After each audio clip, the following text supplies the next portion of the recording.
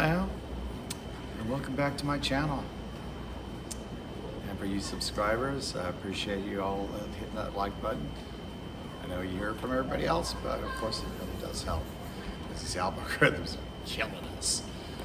Well, tonight's episode, we're going to take a step back from the goth scene, and we're going to do that crossover into the world of glam rock here in Hollywood. And our topic of tonight is the late Traci Michaelz, probably best known for his last band, the Peppermint Creeps, who, as you might have surmised, was also a friend and actually at one point a bandmate even, as well as an employee for me. Now, I know what you're about to say. Oh God. Now I understand why you don't have any friends, because every time someone becomes your friend, they die. No, that's not it. Not at all. I guarantee you. Now, other circumstances, but, well, like Traci Michaelz, who passed away in 2008. Young guy, really sad. He was actually born in 1974, so that puts him 2 years behind my wife. So he'd be about 50 years old by now, believe it or not. It's hard to imagine.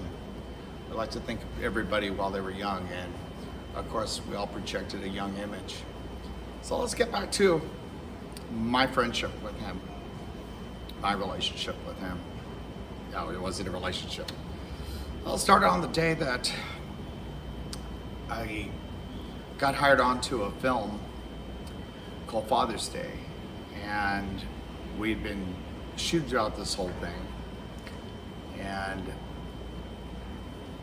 this big call for punk rock and glam rock and anybody kind of freaky, and here comes Traci Michaelz and his little crew, and I'm not sure where they were from because his bio says he was born in LA, but at the time I understood them to be from Florida. Maybe, maybe not. Not sure. Well, those who knew him better could probably answer that. But at that time, this was about 1998, I want to say.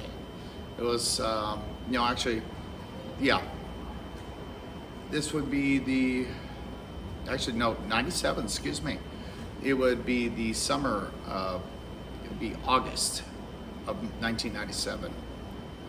I had just lost my house. I was not in a very good frame of mind, and it seemed like as things were heading at their worst, and things dramatically improved when Ivan Reitman selected me to act a scene out with Billy Crystal and Robin Williams. I will make another video about that. But during that time, as we were filming, we spent about a good 30 days, and we shot in multiple locations here in LA. Traci and his crew of little rocker friends that were forming one of many bands, and notorious for their spiky hair and, I want to say, very clownish makeup. They first arrived on the scene, and Traci seemed like he was the life of the party. He was young, he had a lot of energy. He was kind of a funny guy, and we got along. Last night of shooting, we were at the Starlight Amphitheater in Burbank, and the Muffs, which Kimberly, who is no longer with us as well. No, I didn't know her. I'm not the kiss of death, trust me. Yeah.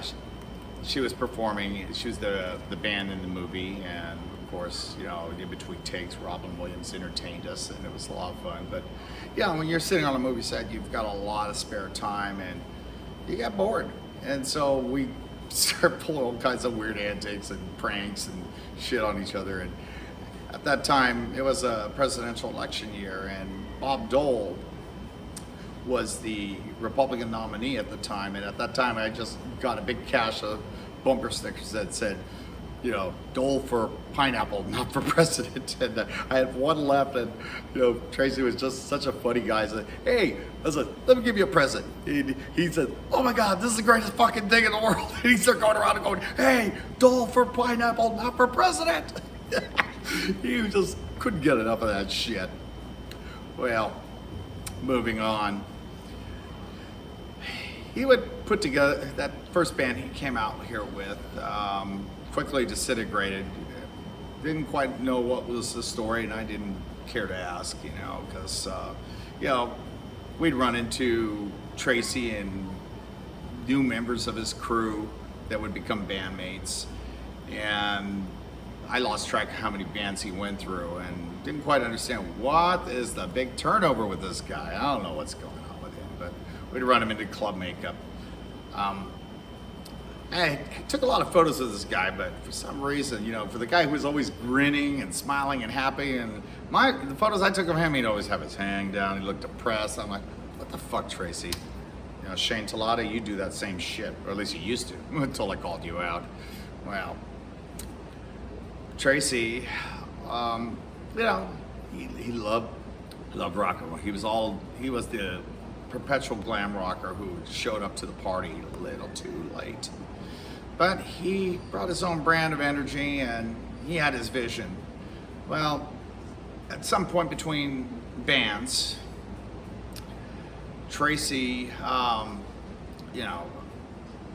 when we did Father's Day, I just lost my house. I was in the process of losing my marriage and access to my kids, and there was this brief moment where I was practically homeless. I was couch surfing, and Traci invited me to get an apartment with him, and so I met up with him. We were over there at the Hollywood Tower over there in Franklin, by the 101 freeway, and he winds up surprising me because it turns out, okay, he's not the deed holder on the apartment. He's not the leaser on that one.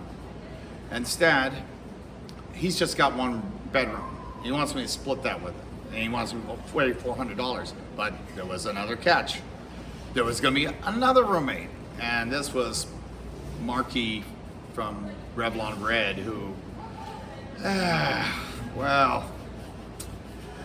too much intense male energy with that guy, and Traci was a ball of energy to begin with. That's like, these two, just listening to them talk was going to exhaust me. And to share a small little room, and each of us paying $400, that's $1,200 for this tiny fucking room. I said no. I said, Traci, I love you, but no, this is not going to work out. And no big slack, as time went on, we continued to run into each other at clubs, and and movies called us up to put together crews of goths and punks. Traci was a regular, and he was pretty reliable, and he kind of liked how I ran things, and he heard that I did music as well, or at least had aspirations. I just kind of got kicked out of my brief stint with I don't even want to call it Community FK. It was a little project that Patrick Mata had, and that's another story. But he asked me, he says, could you front a band? And I said, fuck yeah, give him the opportunity. I know I can. I've always believed I could. And so he said, okay, well, I'm putting together a little project. You want to meet me next week over at Fortress Studios? And let's give it a go. I've got a drummer, I've got a bass player, and I said, well, what do you want to do? He says, usual glam rock fare. We could just start off with some covers, like what's your range? And I said, well, my big range was T-Rex, early Bowie, and some Brian Eno. This is perfect. Let's do T-Rex. Let's do 20th Century Boy and Needle in the Camel's Eye. I say, hey, that works for me. Totally works for me. So we spent a month in the studio. Traci on drums, me on vocals, and sadly I can't remember the bass and the bassist and guitarist names. They were nice guys, but the thing was, we all looked like we were in different bands. We didn't look like we were all in the same band. And so, but we got pretty good. After, a month's time, we just had a really great sound. But, who wants to do covers all the time? It's like, it's good practice. It's a good way to find out what your strengths and weaknesses are.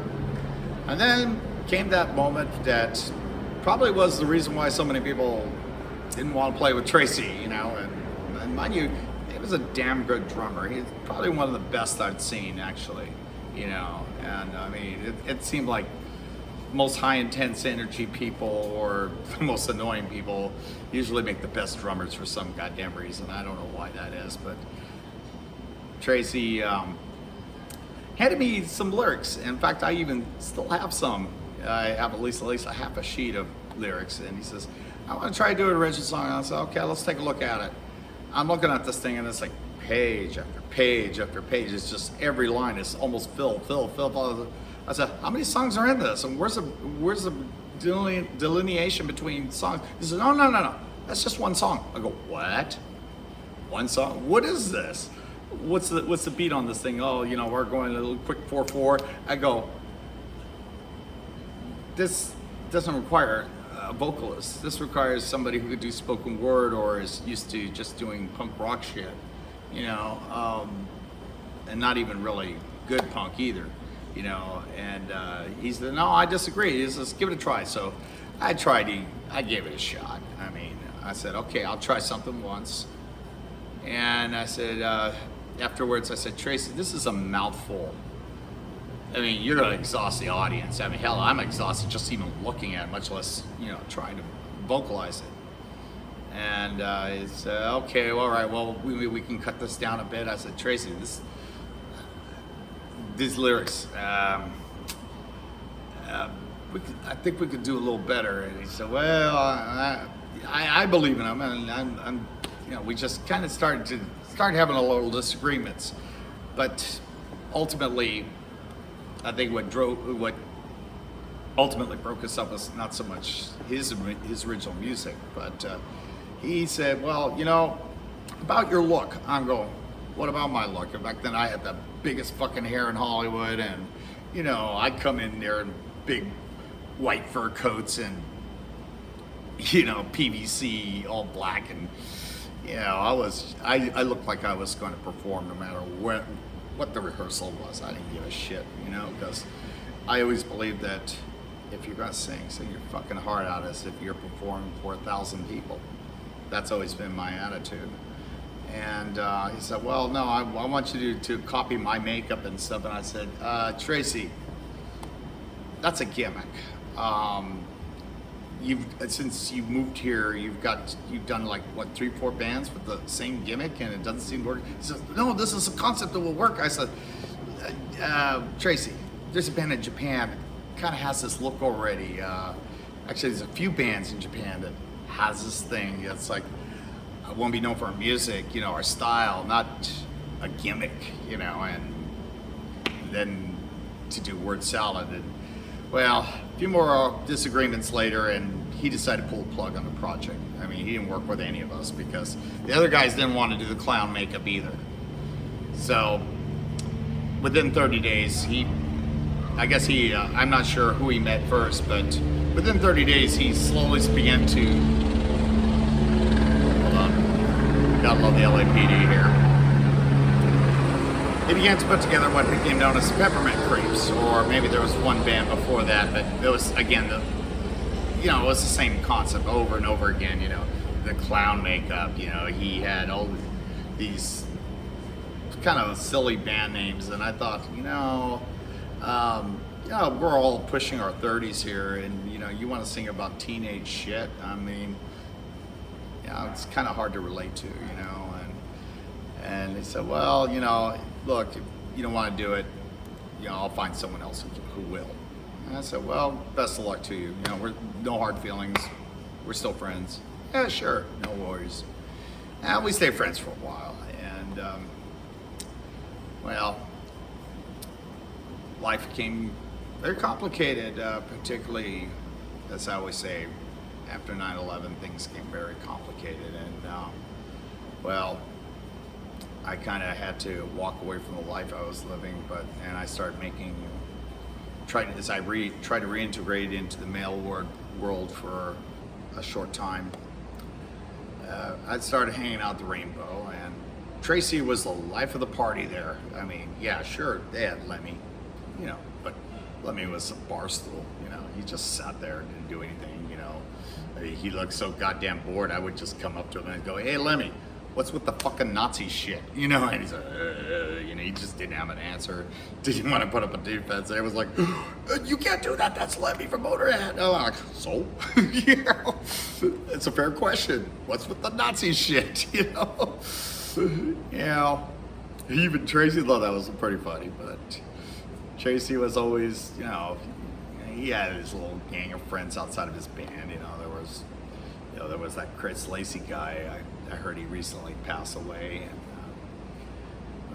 and not really a friend of mine, but I encountered him. He was friends of that circle, and he was also friends with my other Ukrainian friend, Adrian, who was traveling around with his Japanese girlfriend and living out of his vehicle, and just pointing out that people thought he was the singer of Poison, and which I thought was kind of funny because he's a pretty short guy, but the audacity of this guy, and that was what Traci liked. He loved audacity because he had audacity. I mean, it was good audacity. I mean, I can't say I agree with everything, especially like that whole clown concept. I just thought, how many bands in Japan already do this shit? And he would argue, well, no one's doing it here. I was like, yeah, but you become a gimmick. You want to be a gimmick, or do you want to be a band? Choice is yours. And well, Peppermint Creeps start to come together, and you start getting gigs, start playing the whiskey a lot. Of course, a lot of bands can do that. But he started making a little buzz for himself because Traci was really good at promoting himself, and without making a true spectacle of himself, he knew how to control a crowd and get people excited about shit. And he was such the life of the party that there's still a photo of him up there on the wall at the Rainbow because he was such a fixture over there, So sometime maybe after 2003, I'd like to say maybe around 2006 or so, we started to become a little distant, and because I was still hanging out with my friend Adrian, and rock scene, and because I bounced back and forth between gothic glam at the time, because death rock was kind of dead, and I would just start to, it seemed like every time I run into Traci, he was always drunk. I mean, it was one thing when he was drunk at Club Makeup, but he was getting really fucking drunk, and it's kind of starting to really get under my skin. He's always, every time he'd say he had to prove, my band is working, my concept is working. He was like always trying to prove it to me. Like I said, okay, maybe it's working now. I don't know how long it'll work for, but hey, it's your band. I'm not trying to stop you, And okay, so Traci didn't invite me to one of their shows. Marky from Revlon Red would invite me, or at least his girlfriend Caroline at the time would do so, and they always played together. So, Marky ran hot and cold, and but still, no matter whether it was at a private gig here or at a SIR Studios or wherever, they were still giving me the courtesy of inviting me, and I came.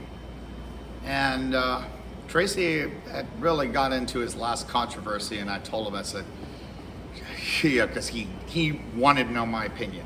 He didn't care about anybody else's opinion, but my opinion seemed to matter to him for some reason, and he started playing a Cheap Trick cover, but he changed out all the lyrics and put his own, and he was trying to pass it off that he wrote this song. And I said, Traci, anyone over the age of 30 or 35 is going to know he's a whore from Cheap Trick. He said, no. That's my song. I wrote it. This is what, He's a Whore? No. That's not He's a Whore. It's this. I can't remember what he called it, but you know, it became the signature song for the Peppermint Creeps. They go out there, we are the Peppermint Creeps, and I thought it was kind of amusing because, you know, it's like, damn, you know, it's like, why don't you just do the Cheap Trick cover? I mean, you got a good sound, you know, but and it's okay to do one cover. I mean, yeah, if you record it, you're gonna have to pay some royalties, of course, but no. He had to control, and always keep coming back at me. See this clown makeup thing? It's my concept. It's gonna work. It's gonna work. I told you it would work. You know, he just wouldn't fucking let it go. It's just driving me. I like, Traci, do we have to argue about this every fucking time we run into each other? And well, one time he just got a little too drunk, and I mean, he knew, you know, I'm a practicing witch, and one night, you know, he invited me to come out to the Rainbow and hang out with, you know, his crew and stuff, and you know, I arrived, you know, in the middle of the night, you know, and he's like, well, how come you didn't get here early? And I said, well, because I was doing a ritual out on the beach with some pagans from Louisiana. And it was like, oh, you don't voodoo, ah, you know, he started beating his chest out, going, oh, ooga booga booga. I said, Traci, it's not really funny, and I wouldn't be knocking those people. They're kind of scary, you know, even for me a little bit. But you know, I was privileged enough to be invited to their circle, and as intense as it was, you know, it's like, okay, it's like I'm not going to be working with those people either. But you know, he kept again with the fucking arguing, and then the mockery started to piss me off, and I say, you know, you're gonna pull that shit, you know, I'm just not gonna be around you. And we can talk again. And I mean, I would get invites from Revel on Red to come to one of their shows where Traci's playing, and I think I came to one, and Traci didn't expect me, and took some pictures with his bandmates. They didn't know who I was. So Eddie Electra, if you're watching, yeah, that was me. Yeah, and still, Traci couldn't. It's like best night of his fucking life, you know, at this private studio. They got their own crowd, they buffet, everything is, you know, it's a total rock star treatment. And what does this guy focuses on? Cornering me in a corner there and said, see, my concept is working. I was like, Traci, let it fucking go. God damn. You can't even enjoy your best fucking night because you want to argue with me, and I don't want to argue anymore. You want to argue? Just, you know, and we kind of told each other kind of to fuck off that night. Fortunately, it was last night we talked to each other. Well, you know, people didn't quite understand why I didn't want to be where Traci was, because I was just sick of the constant badgery over. He just didn't want to let go of that shit, and every now and then I run to one of the people that I was in that band with, Traci, you know, and I'd say, you know, it's a damn shame he pulled the plug. I said, well, you know, we could have put something together. Are you still available? He said, no, I'm doing something else. And he said, but, you know, it would have been a really good band. I said, well, we had a good sound, and, you know, for whatever criticism, you know, I may have had of Traci, you know, he was a damn good drummer, and you know, he could be a really nice guy. I mean, I really don't have anything negative to say. I mean, our little dispute was, you know, I'm well over it, you know. Well, fast forward to 2008, I heard his drinking wound up killing him, and really sad to hear this. You know, I know he was having issues trying to see his daughter, and, you know, and I mean, he survived by working those boiler rooms, you know, hard cold calling people, you know. I don't know, I did customer service when I worked for Nextel, and I hated that shit. But Traci, he had a handle on it, but what he didn't have a handle on was his drinking. And then from what I'm told, his doctor told him, you gotta cut this shit out. You're destroying your liver, and I mean, you get pretty shit faced. And so I don't know the complete story of his death, but you know, word happened, and it was. I don't want to compare it to when Ross died, but it was a sizable group of people that felt that void because he really was the life of the party, and I was sad to hear it. So I wound up going to his funeral, and I expected, you know, the usual people there, friends, maybe some fans, maybe some exes, you know, bandmates. Sure enough, they were all there. But then there was a whole nother set of people there, and it was a very hot day, and no one expected me to show up. Some people thought I was so pissed at him that we were enemies. So it was kind of a shocker that I even showed up to some people. But I showed up out of respect because, you know, he was my friend at a time, for a time. I mean, we weren't speaking. And much like what I said to my other friend, Tamlin, you know, I walked right up to his body. He had an open casket. Put my hand on his cold, dead hands, and I told him, I'm so sorry this happened to you. I really wish you could have maybe cut the bullshit for a second and maybe reached out to me. I would have helped you. Hey, we're all bandmates, we're all friends. We work together. I'm just so sorry that we couldn't resolve our differences while you were alive.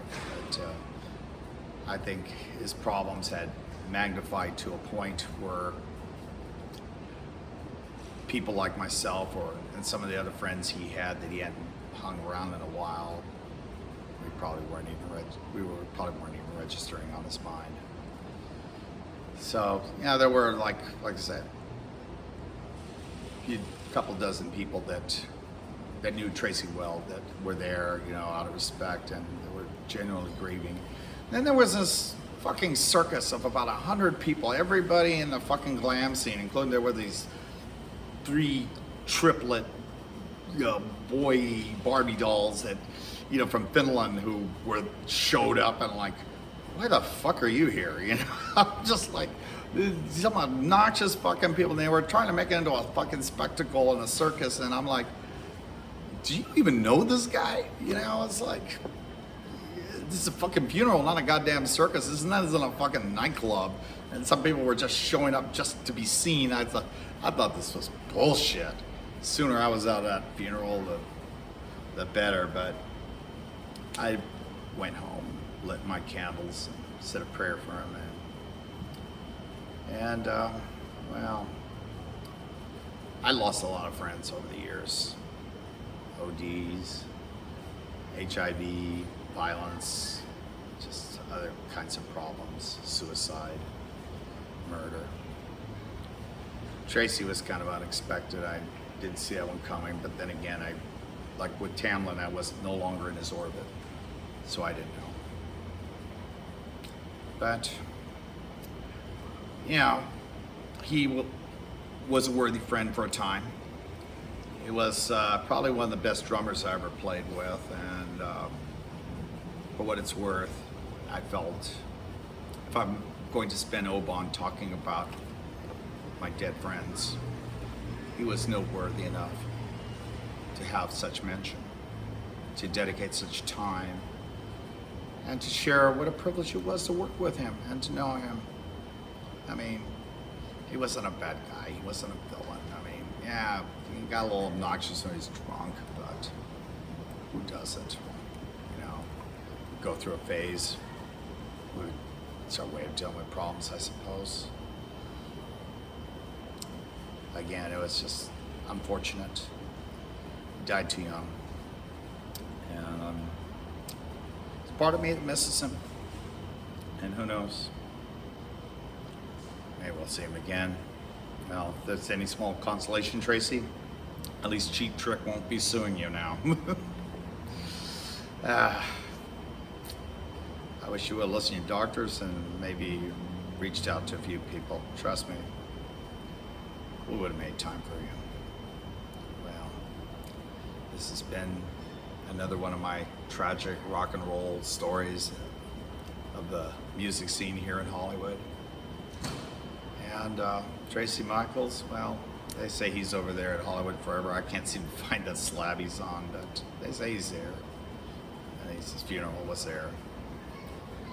And there are people still mourn him and still remember his ex-bandmates, mostly, you know, remember his music and the times they had with him. And for a moment there, he was pretty convinced he was going to be on a meteoric rise, but I think everybody kind of realized that what rise he had was going to be short-lived because, again, gimmicks.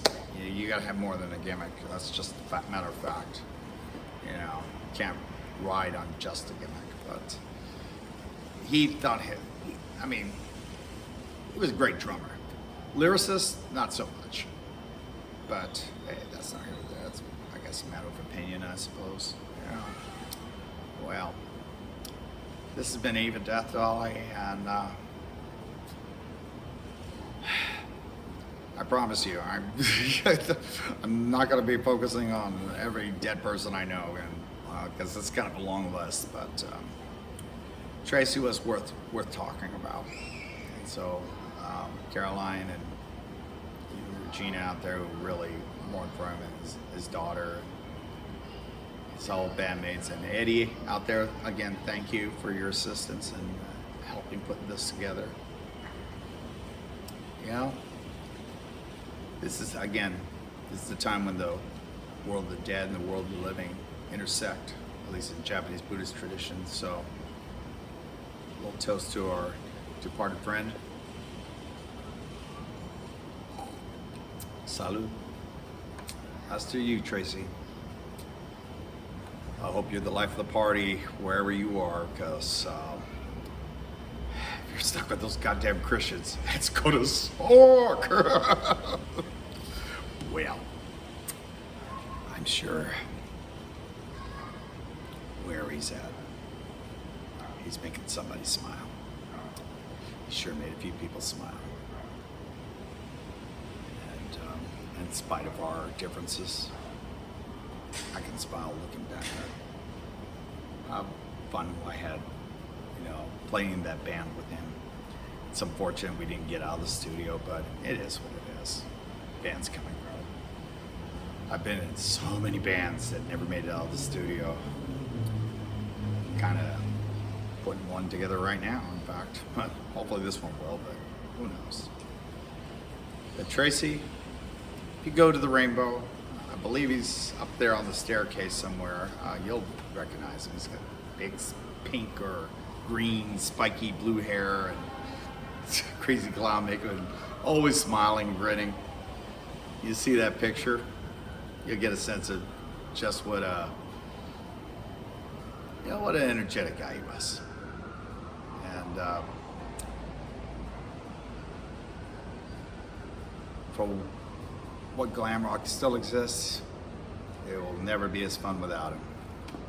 Anyway, again, save a death dolly until we see you again. Please like and subscribe. I greatly appreciate it. Be good to each other. And as I always say, love you all.